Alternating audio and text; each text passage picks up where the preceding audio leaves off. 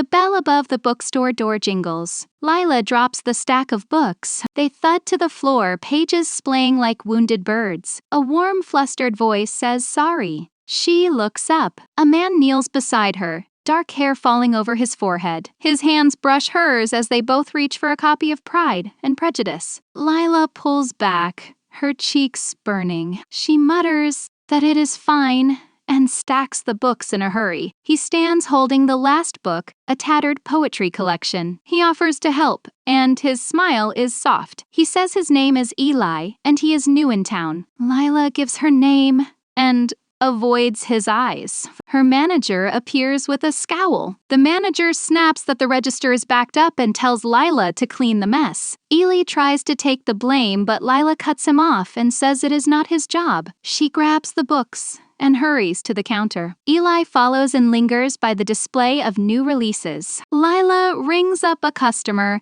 and keeps stealing glances at him. He watches her with a small smile on his lips. When the store finally clears, he walks over to her. He asks if he can buy the poetry book they dropped. She rings it up with shaking hands and tells him the price is $12.50. He pays and tucks the book under his arm. He tells her he will see her around and uses her name. He leaves, and the bell jingles again. Her manager snorts and warns her not to get distracted, saying the store cannot afford daydreaming. Lila nods, but her thoughts drift away. She keeps replaying Ellie's smile and the brush of his fingers against hers. She picks up the poetry book where his touch seemed to linger. A slip of paper falls out onto the counter. A note in simple handwriting asks if she wants coffee tomorrow at 3? Her heart flutters. She tucks the note into her pocket with a grin. Maybe new beginnings are not so bad. The cafe smells like caramel and freshly ground coffee. Lila fidgets with her sleeve while she checks her phone. The time reads 2:58. She almost backed out of coming. She wonders what if he does not show? What if it is a joke? The bell above the cafe door chimes. Eli walks in wearing a faded blue jacket with the poetry book tucked under his arm. His eyes find hers and he grins, apologizing for being early because he could not wait. Lila's cheeks grow warm as she tells him to sit. He slides into the chair across from her and sets the book on the table. He says he has been reading it and taps the cover, saying some poems are sad, but one made him think of her. She arches an eyebrow in quiet surprise. He flips to a worn page and recites a short poem about her laugh being a bright melody in the dark.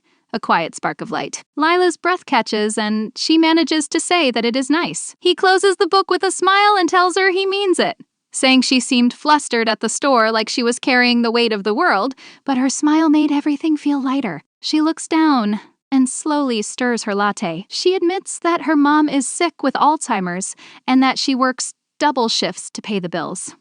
And some days it is a lot. Eli's expression softens as he tells her he is sorry and says it cannot be easy. She says that most days her mom does not remember her, but yesterday she called her sweet girl like old times. Eli reaches across the table and covers her hand with his. He tells her that it is a win and that even the small moments count. His touch is warm and steady, and Lila does not pull away. They end up talking for hours about books, his move from Boston, and her dream of opening a little library someday. When the cafe finally closes, they walk out together. The sun dips below the rooftops and paints the sky in shades of pink. Eli asks if he can see her again. Lila nods with a smile and says she would like that. He leans in and presses a gentle kiss to her cheek as he says goodnight. She watches him walk away, her hand lingering on her cheek. For the first time in a long while, the weight on her chest feels lighter. The hospital lobby hums with a quiet sense of urgency. Lila sits beside her mom and gently holds her hand. Her mom calls her Lila Bell, and her voice sounds fuzzy, as if it comes through cotton. Lila answers her softly and asks what she needs. Her mom wonders who the nice boy at the door is. Eli stands by the doorway holding a bouquet of sunflowers and Lila's heart skips. This morning, she texted him that her mom was having a good day and asked if he wanted to visit. He said yes without hesitation. Lila stands and introduces Eli to her mom as Clara. Eli steps forward and offers the flowers to Clara, saying they are sunny like her smile. Clara lights up as she takes the sunflowers. She calls him a charmer and teases, that Lila never told her he was cute. Lila's face burns with embarrassment, and she mutters at her mom. Eli laughs and pulls up a chair beside them. He talks to Clara about the weather, about the bookstore, and about his grandma's cookie recipe. Clara listens and nods, her eyes clear for once. Lila watches them and a steady warmth spreads in her chest. Later, when Clara dozes off, Eli turns to Lila and asks if she wants to take a walk. They step outside where the cool air brushes their faces. Lila thanks him for coming to see them. He thanks her for letting him visit and tells her that her mom is amazing. Lila nods with a tight throat and admits that some days she is scared.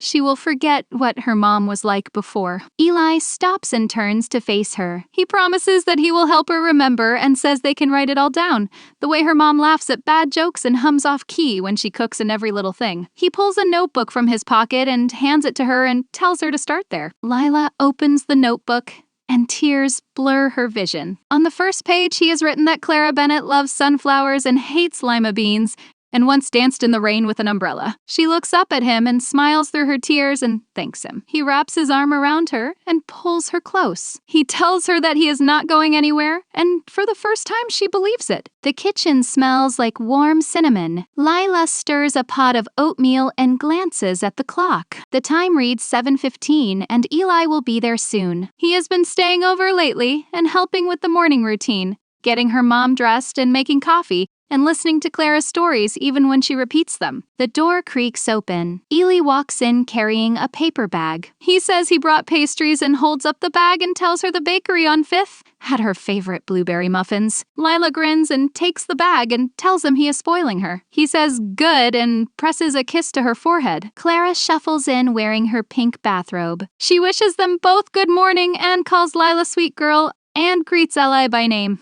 Eli tells her good morning and pulls out a chair for her. They eat breakfast together while Clara chats about her garden, which has long been gone, but she forgets that. Eli nods and asks her questions like, "It is the most interesting story in the world." After breakfast, Leela helps her mom to the couch. Eli follows and sits beside Clara and asks if she wants to hear a story. She nods with bright eyes. He pulls out the notebook and flips to a fresh page. He begins a story about a woman who can make anyone laugh, who sings off key in the kitchen and dances in the rain. Clara finishes the line and adds that the woman dances with an umbrella, and she grins. Eli says exactly and keeps going and says the woman has a daughter who is just as brave, who works hard and loves fiercely, and never gives up even when things are hard. Lila's eyes fill with tears. Clara reaches for her hand and squeezes it and calls her Lila Bell and tells her she is a good girl. So good. Eli meets Lila's gaze, and his eyes are warm. Later, when Clara naps, he pulls Lila into his arms. He tells her that her mom remembers in her own way. Lila buries her face in his chest and whispers that she loves him. He holds her tighter and tells her that he loves her too, more than words. The clock ticks softly, and for once the silence feels like a gift. The back room of the library is dim and lit only by a string of fairy lights. Eli sets down the last box and wipes his forehead. He says they are almost done, and his grin is easy and bright. Lila laughs as she arranges a stack of children's books on the shelf. Their little library, the dream she has carried for years, will open next week. Eli found the space and fixed the leaks and painted the walls a soft yellow, and he called it their project. Clara sits in the armchair by the window and flips through a picture book. Her eyes light up when she finds a sunflower on the page. She calls Eli over to look. He crosses the room and sits beside her and says, "It is pretty." She nods and turns to Lila and tells her she did good and calls her sweet girl. Lila's throat tightens because Clara has not called her that in weeks. Lila thanks her mom with a voice that wobbles. Eli reaches for her hand and gives it a steady squeeze. Later, as they lock up the library, the sky darkens. Rain begins to fall, soft at first and then harder as they hurry toward the car. Lila laughs and asks if he remembers when they first met. She teases that he made her drop a tower of books and calls it a smooth move. Eli grins and opens the car door for her and calls it the best mistake he ever made. He leans in and kisses her while the rain taps on the roof. When they pull apart, he is smiling and says he has something for her. He reaches into his pocket and takes out a small box, and her breath catches. He laughs and tells her it is not what she thinks and asks her to open it. Inside is a key shaped like a sunflower. He says it is for the library and also for his place, so that whenever she wants and wherever she is, it can be home. Tears spill down her cheeks, and she tells him she loves him because it is the only thing that fits. He wipes her tears and kisses her forehead and tells her he loves her more. The rain eases as they drive home. Clara sleeps in the back seat and hums softly in her dreams. Lila watches her and then looks at Eli and feels something she has not felt in a long time.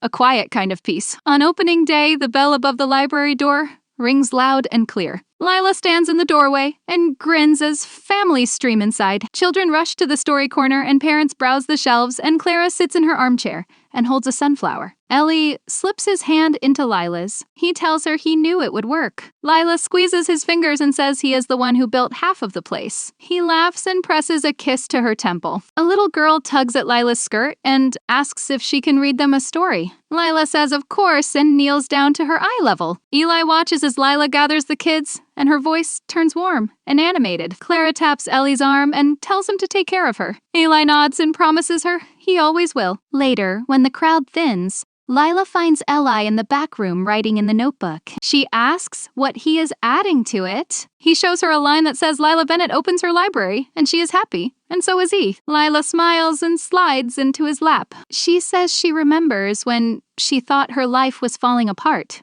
Eli wraps his arms around her and says, yeah, but tells her to look at them now. Clara calls out from the front room and points toward the window and says the sun is out. They walk outside together, and the sun feels warm on their faces. A butterfly flutters past and lands on Clara's sunflower. She laughs, and the sound is bright and clear. Lila leans into Eli, and her heart feels full. She knows the hard days are not over, but they are together, and that is enough.